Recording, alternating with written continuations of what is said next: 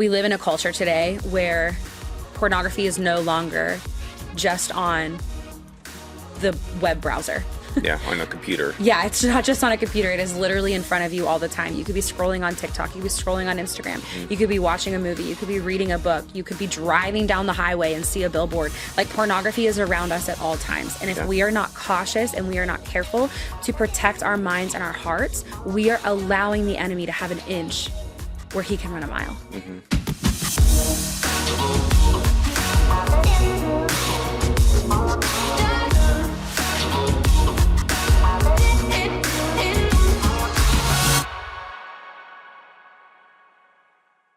Welcome back to the Firebrand Show. Yes. We have missed you. It's been a long week without you, but we're excited to get into this week's topic, which is the fun, exciting, intriguing topic of sex. That's right. We are talking about sexual purity today. So grab a pen, grab something to take notes, grab your Bible, and let's get into this.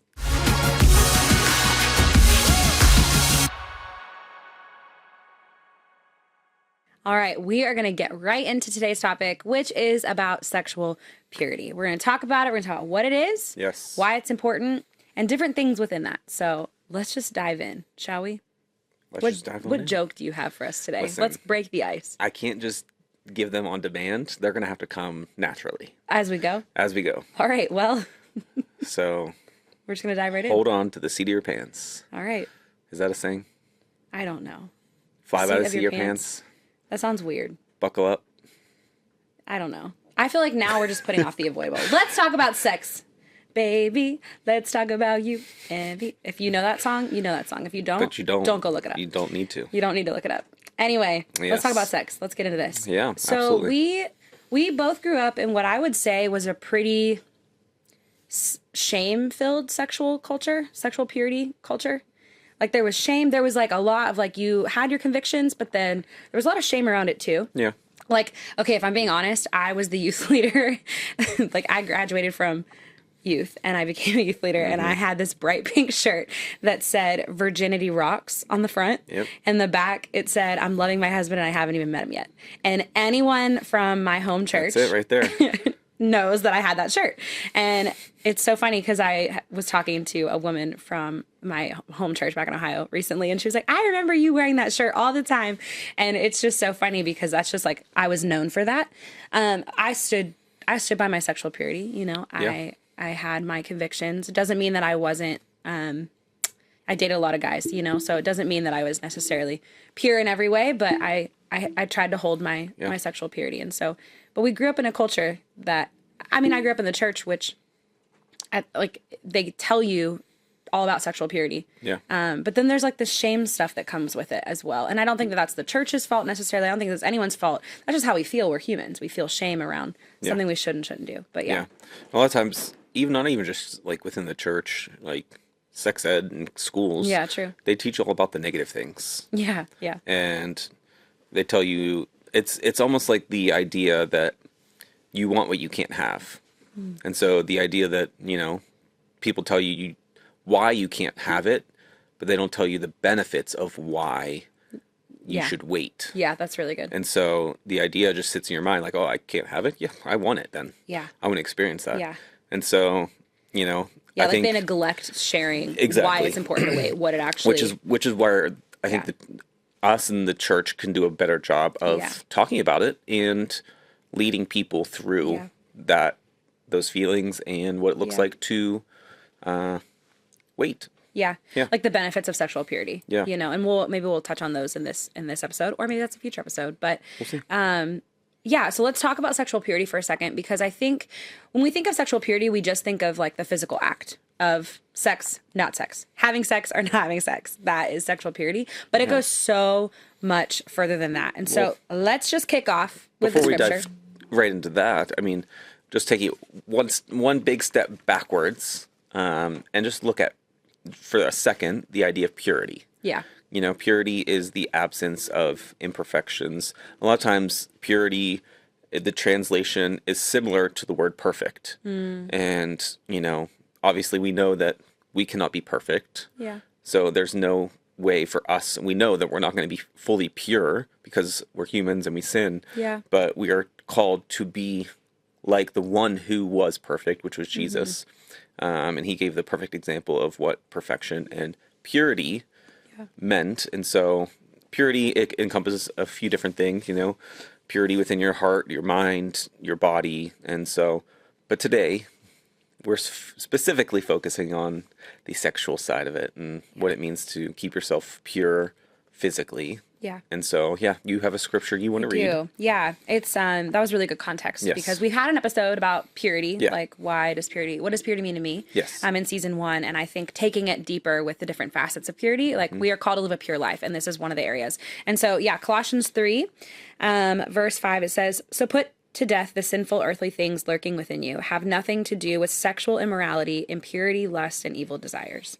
And there's more to verse 5, but that's what we kind of want to focus on, right? So it says, you know, put to death your sinful earthly things. And it's exactly what we've been talking about, where like you want what you can't have. And if you don't understand the benefits of not having it until you're ready for it, you don't know. And so you're going to look at this and go, well, yeah, it's my earthly desire. Okay, it's telling me to put it to death, but why should I put it to death? Yeah. And so have nothing to do with sexual immorality, impurity, lust, or evil desires. And that's kind of what we want to talk about. Sexual purity isn't just the physical act of having sex or not having sex. It also comes, like, sexual purity starts in your mind. Yeah. It starts in your heart, you know, like protecting what you're watching, protecting what you're reading. I'm a reader. I'm an avid book reader. I read a lot. And, there are a lot of spicy scenes in books and spicy scenes in movies and in TV shows. And so we have made a conscious decision that we don't watch those things. We fast forward, we look away, we might have a conversation instead, like whatever it takes to kind of keep our minds pure. And even married, like that's a caveat, like even married, we do these things because being married doesn't necessarily erase sexual impurity. You can still be sexually impure in your marriage. And so, which pornography, things like that. Yeah. So anyway, this whole conversation around like protecting your heart and your mind. So what are you watching? What are you reading? What are you allowing to fill your heart and your mind that then starts that hunger and that desire for it to become a physical act, right? It's so important to protect your heart and protect your mind. Yeah. And, you know, it kind of reminds me of like, say you have, a river and a dam, and it's blocking the water from flowing, and you know what that dam is, it's meant to keep things from coming through. And so, and when we protect our hearts and our minds, we want to keep those negative things from coming through. And a lot of times, if you're not actively keeping up with yourself or keeping yourself in the Word, or you know, connecting with God, over time, that dam might start to weaken, or your defense might get a little weaker, and you start letting things through without you even realizing. It's really good. And then eventually the dam breaks, and there's no stopping Slippery what slope, you let into your heart and your mind, and it just you just go down that slope of like you're in a spiral now. And so it's a really good analogy. It's about keeping up with your own health, physically, mentally, spiritually, so that you constantly are battling against these things that are trying to come in. Yeah, that's a really good analogy. I mean, it's so true. Like one thing can set off the spiral. Yeah. And if you're not careful to protect your heart and your mind, you could go there so fast. Yeah. And it is a really slippery slope. Like we give, you know, there's the famous saying of like, give the devil an inch and he'll run a mile, right? Give him an inch. Watch that spicy scene in that movie or that TV show. Watch or read that spicy scene in that TV show. Look at that billboard a little too long. We live in Las Vegas, right? So like there's billboards everywhere, but like look at that billboard a little bit too long, and you're giving the enemy space to run rampant in your life. Like you're allowing that. That's a choice that you make. It's a conscious choice. And so protecting your heart, protecting your mind, you know, Philippians 4:8 says, think on things that are good. And what's good? Pure is in that. Pure is it within the things of Philippians 4:8. Like we're called to renew our minds. Yeah. And that's a daily choice you have to make, you know, die to yourself and, you know, renew your minds so that you can go throughout your day with the defense that you need to not feel like you're going to be pulled into a trap. Yeah, it's true. Yeah. Why don't we share a little bit of our stories with sexual purity? I touched on it at the top when we introed, but so for me, I remained sexually pure till we got married. And that doesn't, I don't want it to sound like I was the perfect person in this. Like, there were struggles, there were temptations, there were times I gave in to temptations, but the actual act of sex was reserved for me for marriage. And I want to talk about the benefits of that for a second. I can stand confident in, I only have had one partner, and I'm grateful for that story. I am incredibly grateful. I know that that's not a common thing. Yeah. And so the benefits of that are, I have had, my mind has been pure in, I don't have anything to compare you to. I don't have anything to compare our intimate relationship to. And so the other benefits are, I wasn't, coming up against feelings of shame and guilt. And that's not to say that if you have had sex or you are sexually impure, like, I'm not sitting here shaming that. I'm sitting here being honest of, these are the benefits. Like, you'll hear his story in a second. We're on opposite sides of the spectrum here. And these are the benefits that I experienced. I, didn't have those feelings. And I also didn't have any soul ties, which is a really real thing. I didn't have any soul ties. Yeah. And so, that's my story. Yeah. And so mine's a little obviously different, like she mentioned. So I can't remember if I was 18 or 19. It was right around when I turned 19. So could either be one or the other. But I was a freshman in college. I was hanging around the wrong crowd of people, going to parties, all these different things. And one thing led to another. And I lost my virginity at that age. And so it's something, looking back, that I would definitely, wish I could have chosen things differently and kind of not made certain choices that I made back then. But, here's the thing. If you made mistakes, God can still redeem you through those mistakes. And don't think that if you did already, have sex, or you already have made mistakes, that God does not love you, or he doesn't want to see you walk into your calling. That does not disqualify you. It does not disqualify you from finding the right partner in marriage. It's something we all, in different ways, we all struggle with different things, some more than others. And we have to realize that through that, we have to believe and trust that God wants what's best for us. And we can't think that we know what's best for ourselves. Yeah. And that's what I did. I allowed myself to get in the way and my own desires. But I want to touch on something a little bit more that you kind of mentioned. Yeah. The idea of saving sex till marriage, but there's also other things that you shouldn't be doing before absolutely. You get married. And that's kind of why I said, like, with sexual purity, it's not just the actual act of sex, it's all the things. And so I was not sexually pure in all those other things. And so there's so much more. And so we could go into all of the other things prior to actually doing the actual act, but you guys know what those are. And so is there a specific one that you want to touch on? Not specific, no. I just think if you think like, or struggle with any type of physicalness with someone else, then it should not be a part of your relationship. Like, that's not, like, if you think like, will this be too much? You've already gone too far, probably. Yeah. And so it's never too late to stop and kind of take a step back and allow God to work within your heart and allow God to renew your heart to the point where you are back at a place where he wants you to be. Even though you did make mistakes, you step back into where God has called you to be in that sexual pureness and saving that for your marriage partner. Yeah. I want to touch on sexual purity, not with another person, but even with yourself. Yeah. And so I'm talking about pornography. I'm talking about masturbation. Yeah. So yes, we're talking about those things because it's important. It falls under sexual purity. Absolutely. And so, let's talk about that. Yeah. And I'll even say, that's something that I struggled with when I was younger as well. After I gave in to, sex and losing my virginity, pornography creeped into my life. And so for years, that was something that I had to struggle with and I had to walk through. And it's not something that you should be doing alone. And that's something that the enemy wants you to think, like, you can't share this with someone else because you're going to look like a fool, or you're going to make things worse with people in your relationships. He wants to make you think that no one should know what you're doing. No one should see what you're doing. You. And isolate you from people, isolate you from God. And that's the farthest thing from the truth. Yeah. God sees what you're doing. He knows what you're doing. He sees your heart. And more than anything, he wants you to bring things to him so that he can walk you through it. Yeah. And so that's really good.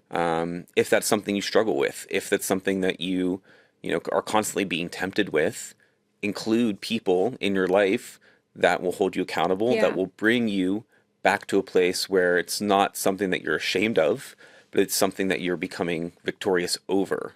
And it's something that you feel like you have overcome because of the help that you have around you. Yeah. Yeah, that's really good. And with pornography too, I think we get in our heads that it is just watching a video online. Yeah. And we just had this conversation at our church recently. Yeah. We did like a panel and we were interviewed about this. It's something that we're both pretty passionate about. I can go back to, again, keeping your mind pure sexually is guarding what you're watching and what you're reading. And that goes for pornography. When you're reading a book or you're watching a scene on TV, whether that's through a movie or show, when you're watching it or you're reading it, that is pornography as well. And it's a form of it. And it's the entry level, right? It's the entry level the enemy likes to use. Give him an inch and he'll run a mile. Yeah. You see that, now you want more. Yeah. Right? And it could lead you down that slippery slope that we've been talking about with sexual purity and the dam wall breaking and all that stuff. And so I think it's really important to understand that pornography, we live in a culture today where pornography is no longer just on the web browser. Yeah, on a computer. Yeah, it's not just on a computer. It is literally in front of you all the time. You could be scrolling on TikTok. You could be scrolling on Instagram. You could be watching a movie. You could be reading a book. You could be driving down the highway and see a billboard. Like, pornography is around us at all times. And if we are not cautious and we are not careful to protect our minds and our hearts, we are allowing the enemy to have an inch where he can run a mile. And God does not want that for us. Yeah. God wants us to remain sexually pure. And again, this isn't to put this like, I don't know how to say it, but it's not to put this expectation of like, you can't accomplish that because we live in a world where it's in front of you. We're not saying to like, you're going to see it is what I'm trying to get at. You're going to see it. So then what do you do with what you see? What do you see? What do you do with what you read when you have to guard your mind? Yeah. And so, some of the things that we've done is I just skip over the spicy scenes in a book, or we fast forward through the things on TV. And if we see a billboard, we live in Las Vegas, right? So like if we see a billboard with something that's inappropriate on it, like just don't look at it. Like, yes, your eyes there, but you've always said something like, it's one thing to look, it's another to wander. Is that what you've said? You said something similar, or another to linger. It's one thing to look, it's another to linger, where you can look, but if you're letting your eye linger, that's where you start to step into the temptation now becoming even stronger. Yeah. And it kind of reminds me of the story of Jesus when he was tempted by the devil. There were multiple temptations that Jesus faced. And what's interesting is, you look at the temptations that Jesus offered, or that Satan offered to Jesus. You've been out in the wilderness, you're probably hungry, turn these rocks into bread. Yeah. And Jesus said no. But you go later on in Jesus' ministry, Jesus takes bread and multiplies it. Jesus was tempted to rule over all this land. Jesus dies on the cross later and proves that he's the king. Wow, yeah. And so, like, there's these things. What it goes back to is the motive behind what you're doing. So Jesus was being tempted to provide for his own physical needs. But when he provided those miracles for people, it was for the kingdom. Yeah. It was for their eternal needs. And so it goes back to, what is your motive in when you're being tempted and what you're doing? Is this something that you're doing for your own physical pleasure? Yeah. And then realize that that's not something that you need then. Yeah. If it's something to please yourself. Yeah. We all have needs, but God will provide certain needs for us. Yeah. And so we have to hold on to that. Yeah. Believe that when the time is right, if we still have a need, it will be provided for. We don't have to seek ourselves and go down those paths that are going to lead to even worse things for us. Yeah, that's really good. Yeah. Yeah, to wrap this up, let's just encourage those that are watching or listening and Yeah. just around this topic. And so I'll encourage the ones that might be similar to my story where it's like, you are remaining sexually pure. You've been tempted, you've messed up a little bit, but you are holding on to the actual act of sex and you are doing all the things to protect your mind. Like, keep going. And I would say the one thing that I lacked severely that would have even helped protect me even further was accountability. I didn't invite anybody into it. I didn't say like, hey, this is what I want. This is my boundaries around sexual purity. Will you help me? And I wish I would have done that. So if you're able to find community that you can bring into keeping you accountable with your purity. Yeah. And for anyone that has taken those steps too far, you feel like you've messed up too much and there's no coming back. I will say this, you're never too far gone out of God's love. No matter what you think you've done, no matter how far you've gone or messed up, God still loves you and he still wants you to come back into his love and grace. Yeah. And so you have to be able to recognize that and step into that yourself. And then within that, you also need community. Yeah. You need to surround yourself with people that are going to keep you accountable and help you overcome. It's not going to be easy. I'll tell you that there's no easy path when it comes to overcoming sin in the world. Like, it's all around us. And so surround yourself with the right people that are going to protect you, that are going to pray for you and keep you accountable to not stepping back into the things that the world has for you. Yeah, that's good. Yeah. That's good. Yeah, I'm sure we'll continue this conversation even more as we go about the show. This is definitely something that needs to be talked about even more and in different facets and in different ways. So if you guys have any questions at all, you can always reach out to us on Instagram at The Firebrand Show. We'd love to talk with you and just help you find resources that can guide you in your journey and in your faith. And so, yeah, reach out, ask us questions. And if we miss something that maybe you have a question about, we'd love to know so that we can talk about it and we can have a conversation around it. So, yeah. Thanks, guys. All right, we're going to have a little fun now. We have a simple game, 20 words or less. Okay. And so I have the words here on my phone. You have 20 clues to get these 8 words. 8 words. 8 words, 20 words or less from me. Okay, I'm ready. Okay, so very simple. Do I have a category? Nope. No theme? It could be anything. This is anything? Anything. Oh my gosh. We all know how I am. If you've watched the Whisper Challenge, you know how good I am at these things. All right. I apologize now. All right, here we go. Okay. First clue. Batter. Batter. Batter. Pancakes. Okay. That's not it. No. Press. Waffle. Yes. All right. Got it. All right. Okay, I was like, is he talking about baseball batter? Next one. Okay. Forky. Toy Story. No. He is from Toy Story. That's, I guess, 2 words, but. Worth. Trash. Yes. Okay. Yeah. Your worth is not trash. Okay, let's just put that out there. Your worth is not trash. All right, so we got 2. Just has a problem. In 4 words, we're doing good.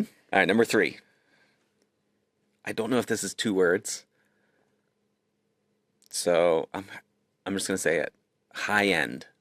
High end, that's hyphenated. Is it? Yeah. So it's 1 word. Okay. I think. I don't high know. end. I made that. We'll go with it. 1 word. High end. It is not 1 word for this game. High end. Luxury. Yes. No way. Good job. Oh my gosh. All right. I actually do really good at this one. This is better than Whisper Challenge. All right, next one. I'm just going to do 2 words. No. Yeah, I need to. Oh my gosh. It's just going to make it easier. You're just going to use your 2 words now. Got it. Okay, go ahead. Water car. A boat. Yes. That basically, these are way too easy. No. Okay, go ahead. All right, next one. This is number 5. Gone Girl. These are 2 words. Stop and I'm using it. 2 words. You're allowed to. This is not the game. Yes. Vanish. No. Okay. Disappear. Sorry. Is it disappear? Yes, but you have to wait for me to That would be my next word. You basically gave me 2. It's fine. All right. This is our 6th one. You ready? Okay. 1 word, Billy. Scraps. Scraps. Food? Floor. Scraps. Floor. Mm-hmm. Dog? No. All right, hold on. Small.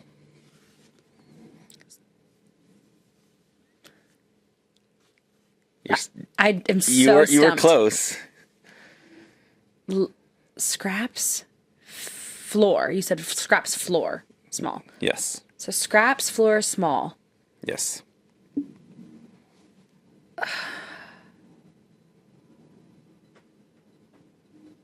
Yeah, I have no idea on that one. All right. Food? No, let's go. No. Floor small scrap. Yes. Floor small Put scrap. them all together. You got Floor it. small scrap. What is that? Floor small scrap. No. Is it like, are you telling me to But- put the word together? No, but the clues together Floor to make one clue. small scrap. Yes. Come on. Floor small scrap. All right, let's come back to it. Do we have another word We still? have one more word. Okay. Swoosh. Basketball. Sorry. Net. No. Nike! Nike! It's on your hat. Yes. Nike. Okay. That was not a. That's a clue. That's fine. Okay, so All right, we need to come back to this other word. this word, I'm going to probably laugh so hard at the fact Yep. that I got. Okay. All right. So full scrap. Floor. Small. Okay. Break.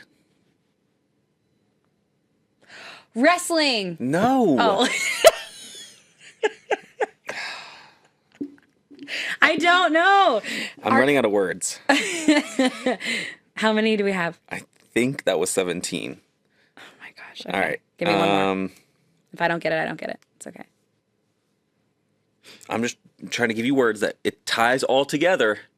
You just got to find that one word. I know. Okay. I'm trying to track. I mean, food. Okay. Food, Yes. floor, scrap, Scraps. scraps. What was it on? Small. Small. Floor, I think I said another one. food. I'm losing it at this point. I have no idea. I give up. What is this one? No. I I think give I up. have 2 more clues. Okay, So let's then keep going. try. All right. I don't know where you're going. Ratatouille. Huh? Ratatouille. Rat. He's a rat. Yes, he is. Keep going. A mouse? Oh my gosh, stop getting disappointed. Where are you going? Think of the other clues I gave you. I have no idea. I think I have one more clue. All right, go. So if I do, this is it, hopefully. I kept track. Eat. You still lost me. Think of all of the ones I gave you. Just think of the last 2. Let's start Ratatouille there. and eat? Yeah. A rat. He A eats mouse. rat. He eats mouse. I don't know. I don't know. What is it? Tell me. Crumb. Crumb? Yes. I would not. Okay. No, I would not have gotten that. But I see it now. Okay. Wow, that was a hard one. Man. We still won. No, we didn't. No, we didn't win. We didn't win. We didn't win. We didn't win. That was a good guess. That was or a good okay. try, I should Yeah. say. It was a great guess. Whatever. You started out so strong, I did. and then something Crumb. happened. I don't know why that one just, like, the word didn't even come close to being in my mind. Not even close. We just wanted to take a second to say thank you so much for watching The Firebrand Show. Yeah, and for continuing to support us. And there's a few ways that you can do that simply by praying for The Firebrand Show. You can follow along and watch The Firebrand Show, and then you can also give towards The Firebrand Show. That's right. And if you want to learn how you can partner with us and invest in the next generation, just go to ctnonline.com/Firebrand. Yeah, you can also follow us on all social media platforms at The Firebrand Show, and just search The Firebrand Show on YouTube.